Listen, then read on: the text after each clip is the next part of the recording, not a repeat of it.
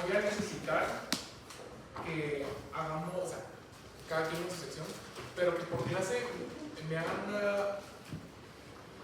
Ahí les voy a mandar la rúbrica, pero van a hacer ustedes una presentación de aterosclerosis, ¿ok? Para el siguiente laboratorio. Una por clase, una por subsección. Y eligen ustedes a quién presenta y todo eso. Y después de ese laboratorio, les voy a hacer un corto de aterosclerosis. ¿Ok? En vascular hay varios temas que hay que tocar, pero solo vamos a ver aterosclerosis por la importancia que tiene el tema. ¿Ok? Entonces, ese es el anuncio. Doctor, ¿y la nota de esta semana? La nota de esta semana de lab tienen 100.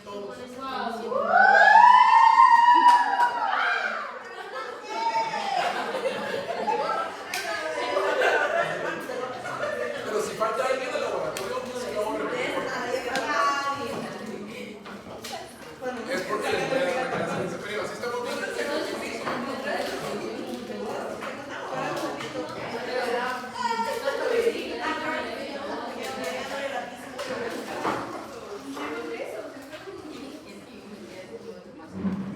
Si sienten que si no me entienden o algo, me dicen porque no dormí bien. Entonces, si bajo la voz o algo así, me avisan, ¿no?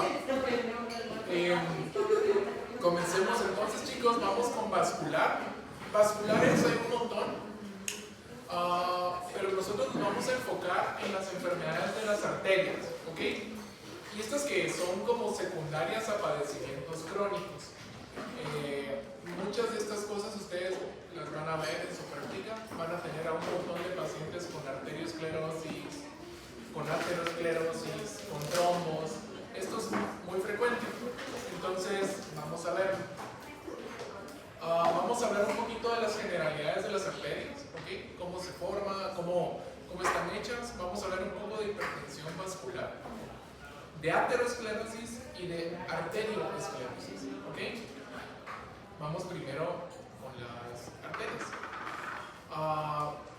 Se recuerdan que las arterias se dividen por capas, y estas capas son la íntima, la que está más pegada hacia la sangre, la media, que se caracteriza por tener ¿qué tipo de célula? Músculo liso y una túnica adventicia. ¿Ok?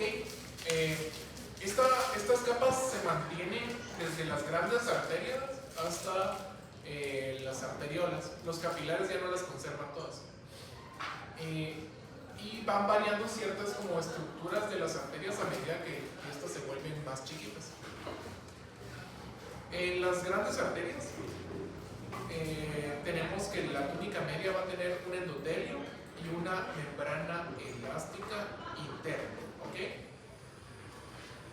Va a tener una túnica media como músculo y tiene unas fibras elásticas adentro de ese músculo.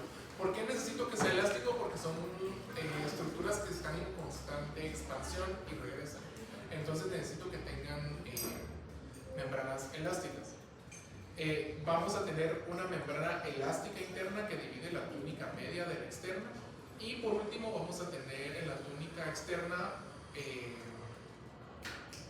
adventicia y vasos y nervios, ¿ok?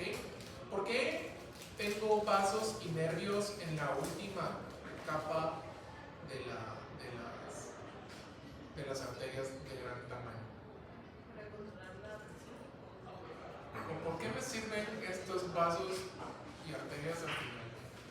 Es más, ¿cómo se llaman? Tienen un nombre.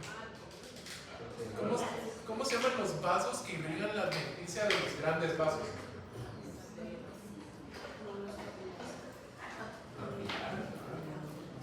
Sí, pueden ser capilares, pero tienen un nombre. Microcapilar.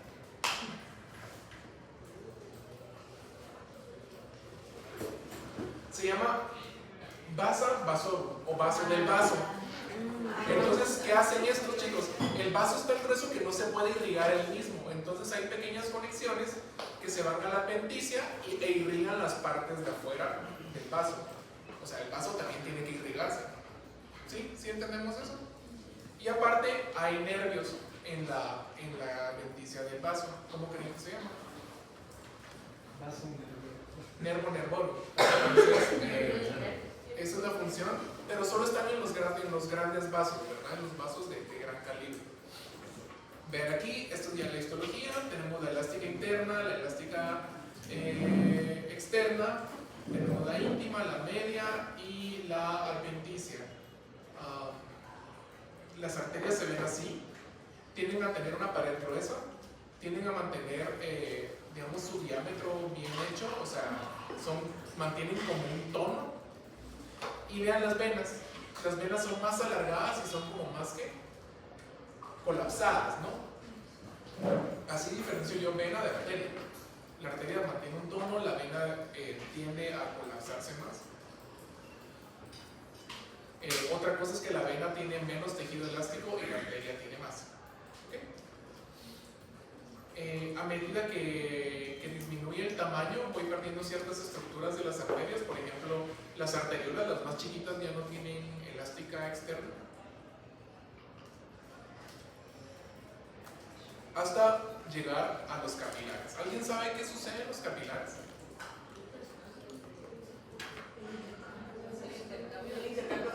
Entonces yo necesito que sean vasos delgados, ¿verdad? Y vean aquí, ya no van a tener muscular, ya no van a tener apenticia, prácticamente son pura íntima. Y aquí es donde sucede todo el intercambio de nutrientes y cosas así, el cambio gaseoso. ¿Vamos bien? ¿Entendimos cómo funciona, cómo son las arterias?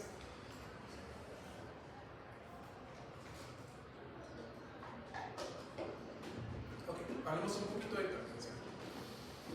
Entonces, a medida que aumenta la presión, yo puedo tener diferentes daños en diferentes órganos. La hipertensión, en realidad, es esencial en el 90 y 95% de los casos, o sea, digamos primaria. Pero hay otras enfermedades o otras condiciones que pueden aumentar la presión sanguínea en el organismo. Por ejemplo, los pacientes con nefropatías, como nefropatía crónica, glomerulonefritis, al tener todos estos daños en el riñón, los pacientes pueden tener hipertensión arterial, o que tengamos pacientes con alteraciones endócrinas, cardiovasculares o neurológicas. Entonces, está la hipertensión que podríamos decir primaria o esencial, y la secundaria, que va a ser, como dice el nombre, secundario a otras enfermedades del organismo. ¿Cómo vamos a definir presión, chicos? Es el gasto cardíaco por la resistencia periférica. Y tengo diferentes factores que me pueden alterar cada uno. Por ejemplo, el gasto cardíaco está dado por factores como frecuencia cardíaca y contractilidad, pero también por la volemia. Y este va a estar influenciado por el sodio, los mineralocorticoides y el óxido natriurético. Aparte, vamos a tener cosas como resistencia periférica, que puede estar aumentada por la angiotensina, catecolaminas, o disminuida por el óxido nítrico o los vasodilatadores. Digamos que el producto del gasto cardíaco por esta resistencia me va a dar cierta cantidad de presión arterial. ¿Cómo se regula esto? Pues ustedes ya lo saben muy bien. Vamos a tener el ciclo es el eje renina, angiotensina, aldosterona. Vamos a tener un aumento de la presión arterial, ya sea por un aumento del volumen o de la resistencia periférica. Lo que hace el cuerpo es que detecta esto, vamos a tener secreción del péptido natriurético, y para compensar la presión vamos a intentar bajar la volemia con la excreción de sodio. Pero si la presión arterial baja mucho, el cuerpo también tiene otro sistema para subirla, que es el renina. El riñón va a detectar la baja resistencia o el bajo volumen, va a segregar renina. Este se va a convertir en angiotensina 1 por medio del angiotensinógeno en el hígado, después se va al pulmón. Eso ya lo han visto, ¿verdad? Sí. Se convierte en angiotensina 2, se va a la supra, libera aldosterona, y la aldosterona hace que los riñones absorban agua, aumentamos la volemia y regresamos a un mantenimiento de la presión normal. Digamos que así se regula, a grosso modo. Cuando no hay forma de que esto suceda, o cuando por algún factor yo no puedo regular bien mi presión, los vasos van a empezar a adquirir ciertos cambios. El primero es la arterioesclerosis Yalit. Y vean el vaso. ¿Ven qué capa es esta? Es la media. ¿Y qué le pasó? ¿Qué tendría que tener la media? Músculo. ¿Y dónde hay músculo aquí?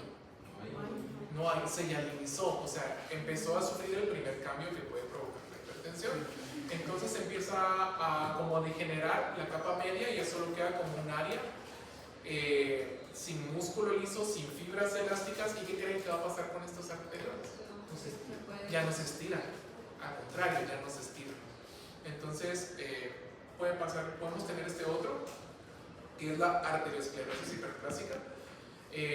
En este sí vamos a seguir teniendo el músculo liso, pero va a aumentar en fibras, ¿ok? ¿Vamos bien por el momento?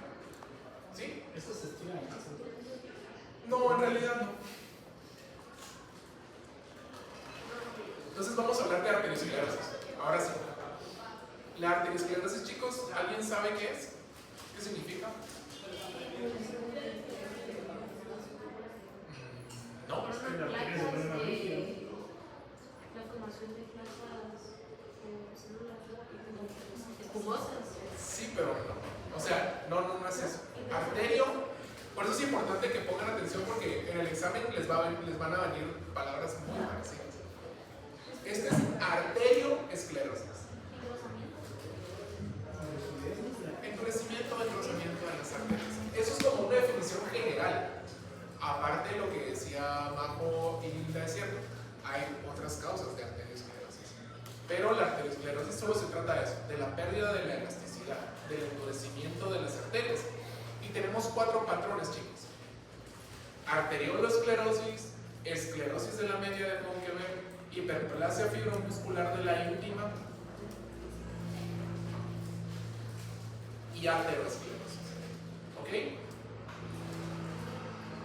¿Sí lo vamos entendiendo bien? ¿Por qué se llama no? Porque esa persona lo descubrió. Es su nombre propio.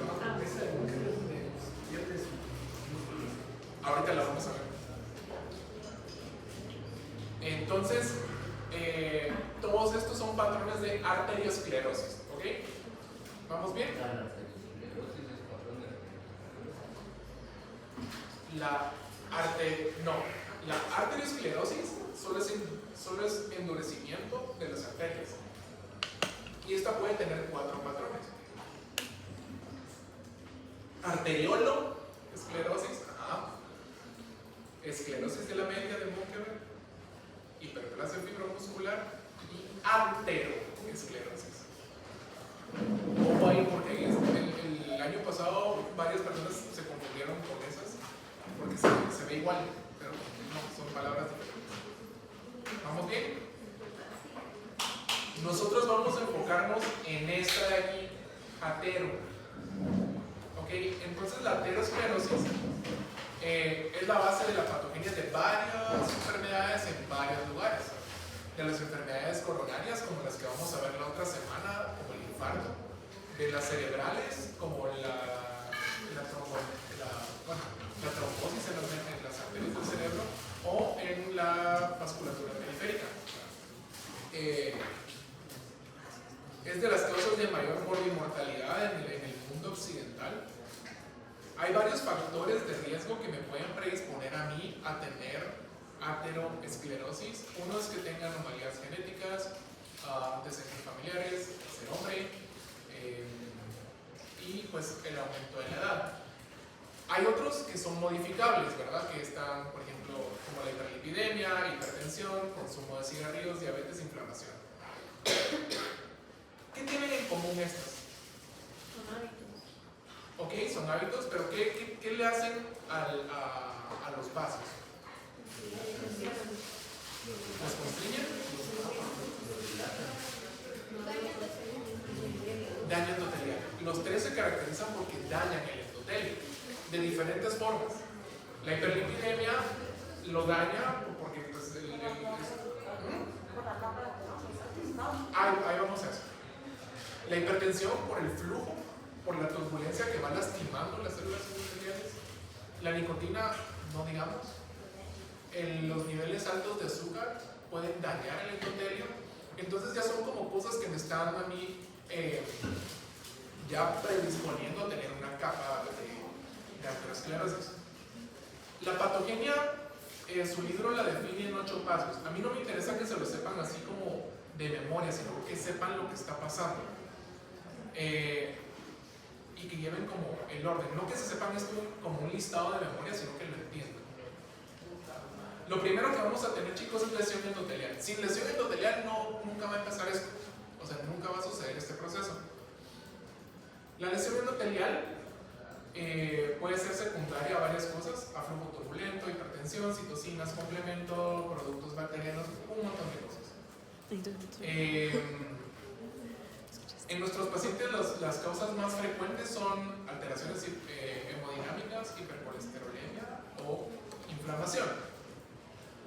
Después de la lesión vascular, ¿qué creen que pasa?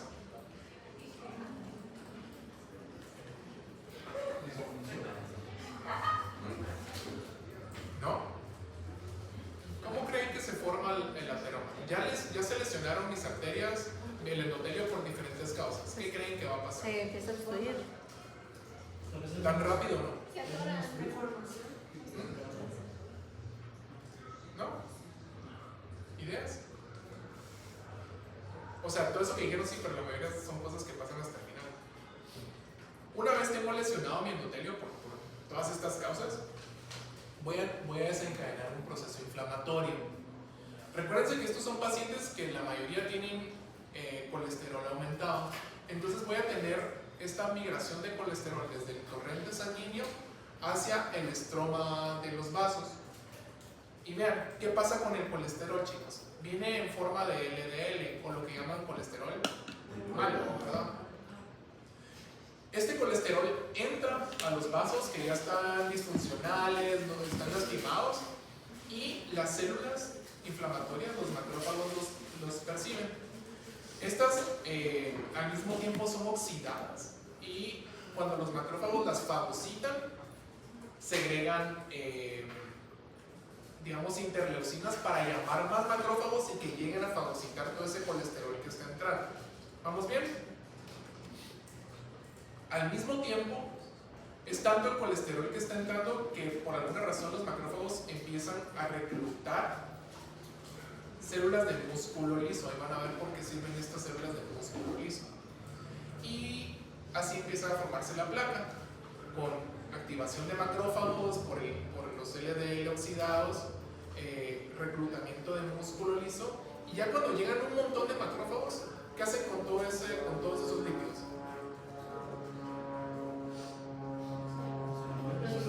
Los empiezan a fagocitar y se empiezan a acumular y se empiezan a acumular y se empiezan a acumular, y empezamos a hacer estrías grasas. Al mismo tiempo, ¿se recuerdan que les dije que se empezaba a proliferar el músculo liso de los vasos? ¿Por qué creen que pasa eso?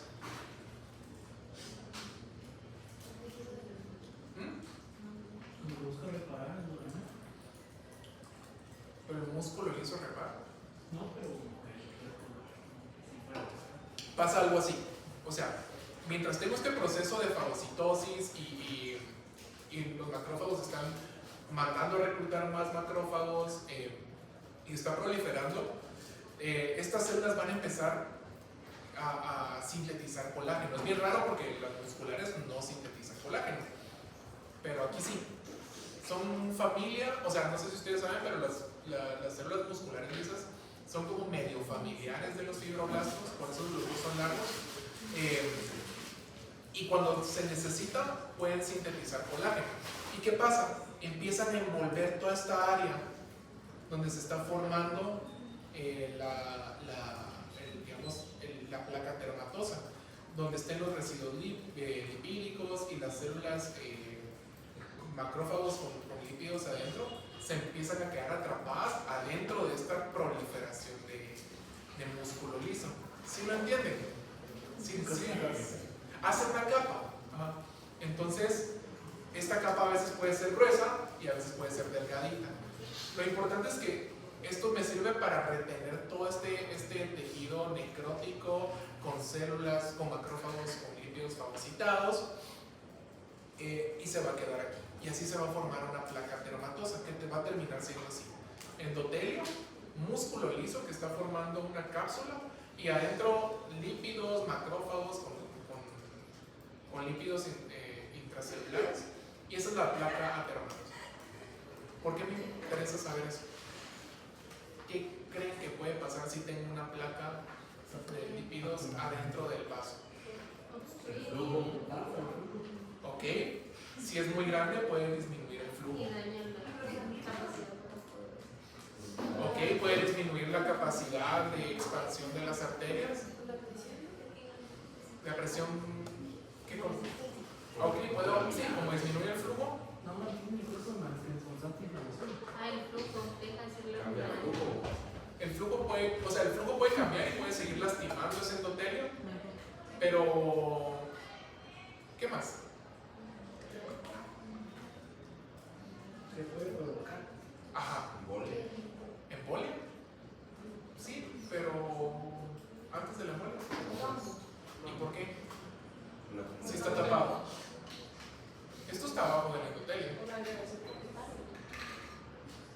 Ok, puede ser, pero en realidad, ¿por qué tendría que tener un trombo si todo esto está sucediendo dentro de la arteria?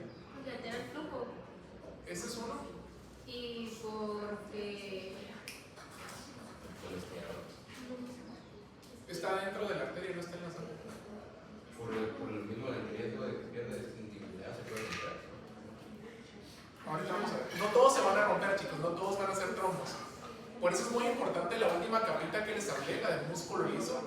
Cuando es muy delgada, por el flujo, esta se puede romper y generar trombos. Pero hay veces que esta capa de músculo es muy gruesa y es muy estable, entonces no van a ser trombos. Y ahorita vamos a ver eso. ¿Qué voy a encontrar en la placa de aterosclerosis? Células, ¿cuáles? Ahora las vamos a ver: matriz, colágeno, lípidos, calcificaciones, células endoteliales, musculares lisas, linfocitos, macrófagos. Y ahorita vamos a ver cómo se ve eso en el microscopio. Vean, esta es una arteria normal y esta es una atero. ¿Qué le ve? ¿Qué le pasó a esta arteria? Sí, no se ve la luz. No se constriñó porque no está. Se vio la luz. La luz se disminuyó, pero no es que el vaso se esté constriñendo, sino que está creciendo una placa de lípidos en sus paredes. Doctor, y cuando ponen el stent, El stent. Ajá. empuja, pero, o sea, no empuja como que todo lo que está. Es que tiene que ver, yo no sé qué protocolos utilizan los cardiólogos para eso. Yo creo que tiene mucho que ver también con el nivel de obstrucción del flujo. O sea, seguramente si algo está muy tapado no le puedes poner un stent, pero yo desconozco qué protocolo. El stent lo que hace es quitar, aumentar el diámetro del vaso para que el flujo retorne. ¿Ok? ¿Cuándo puedes tirarlo todo? No sé, o sea, no sé qué criterios utilizan los El cardiólogos. stent no quita esa. No, el stent no te va a quitar el ateroma, lo que va a hacer es va a expandir la arteria. Y que quede eso ahí, ese es Sí, sí. Esto no es como poner una curita, para poner el stent en ese caso. Pues no sabría si es solo una curita. O Pero por lo sea, menos es una reparación. sí, pero sí, porque lo que pasa es que estos pacientes van a reducir el flujo y si es en el corazón, vas a tener como estas miocardiopatías crónicas, o si la placa es muy inestable, tienes mucho riesgo de hacer un infarto. Ok, entonces recordemos, la primera célula que vamos a ver es el histocito espumoso. Es de las primeras que vemos. ¿Cómo se forma? El histocito espumoso era un macrófago normal que vivía aquí en el endotelio, y cuando entró este LDL oxidado vino y se lo empezó a comer. ¿Ok? Es un macrófago normal, pero adquiere esta forma, como citoplasma claro, como grumoso, como que fuera espuma. Y veanlo aquí. ¿Los ven? ¿Los observan? ¿Sí? Estos son histocitos espumosos, chicos. Entonces, los histocitos espumosos, recuérdense, son los que fagocitan el LDL oxidado Una vez fagocitado el LDL oxidado, estos llaman más histocitos y vean cómo se empiezan a acumular, porque va de fagocitar y va de fagocitar el LDL que está dentro de los vasos. Veanlos aquí. Histocitos espumosos. ¿Ves ese citoplasma como gris, como borroso? Es de histocito espumoso. ¿Ok? Eso es características de Aterosclerosis. ¿Ok?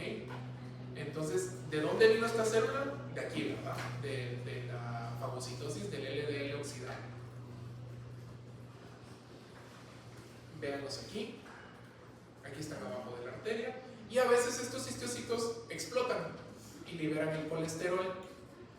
El colesterol no es soluble en el tejido cuando lo procesamos. Entonces se quedan estas como sombritas. En algún momento habían cristales de colesterol aquí.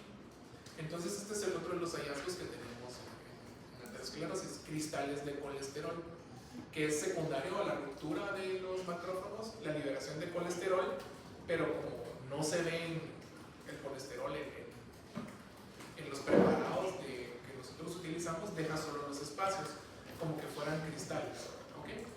Entonces a estos espacios en blanco le llamamos cristales de colesterol. ¿Ok? ¿Vamos bien? También estos histocitos espumosos se pueden acomodar abajo del endotelio y vean, empiezan a hacer las estrellas grasas. Esta de aquí. Llega algún punto donde estas ya empiezan a crecer demasiado y se empiezan también a meter otro tipo de células. ¿Cuáles serán estos?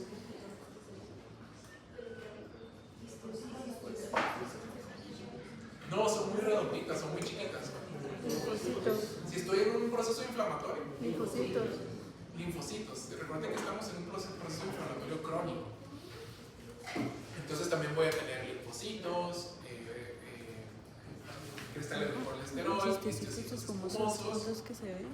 Y llega un punto donde pueden tapar casi que toda la luz de la arteria. Aquí esta imagen está bonita porque es una placa de aterosclerosis que es inestable y formó un trombo. Y ese es el riesgo que tienen nuestros pacientes con aterosclerosis, que la placa se rompa y formen trombos. Ya sea pueden tener este riesgo que es como tipo crónico, que solo es por disminución del flujo, pero también pueden generar trombos y eso va a ser más agudo.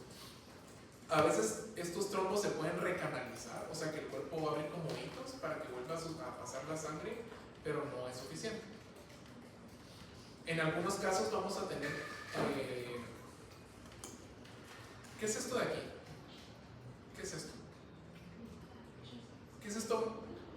Como morado, como cristalizado que está en las arterias. Ya lo han visto en otros lugares, pero en otros lugares tiene forma concéntrica. Son calcificaciones. A esto le llamamos esclerosis de Monker, cuando ya se calcifica. Y puede ir acompañado de un mismo ateroma. ¿Ok?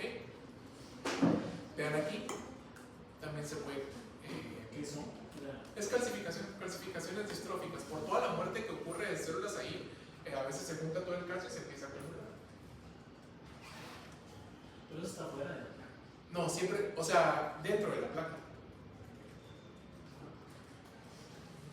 Entonces, ¿por qué hay que conocer la placa? ¿Cuál es el interés de conocer la placa ateromatosa? Es que pueden romperse, pueden provocar hemorragia, pueden provocar ateroembolia o aneurismas. ¿Ok? Entonces, por eso es importante conocer la placa ateromatosa. La placa en sí, si no obstruye tanto flujo, no es dañina, sino que me predispone a cierto riesgo de que se rompa, ¿verdad?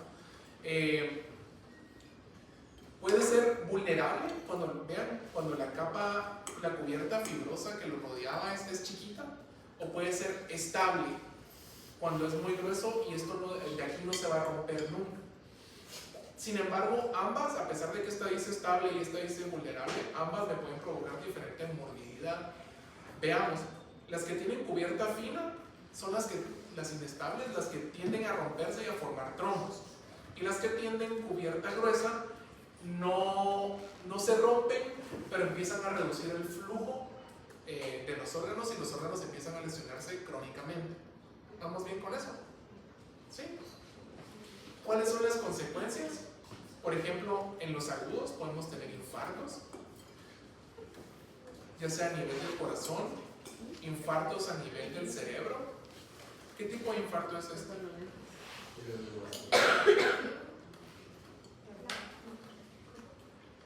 Perdón, ¿cuánto tiempo de evolución le dan a este infarto?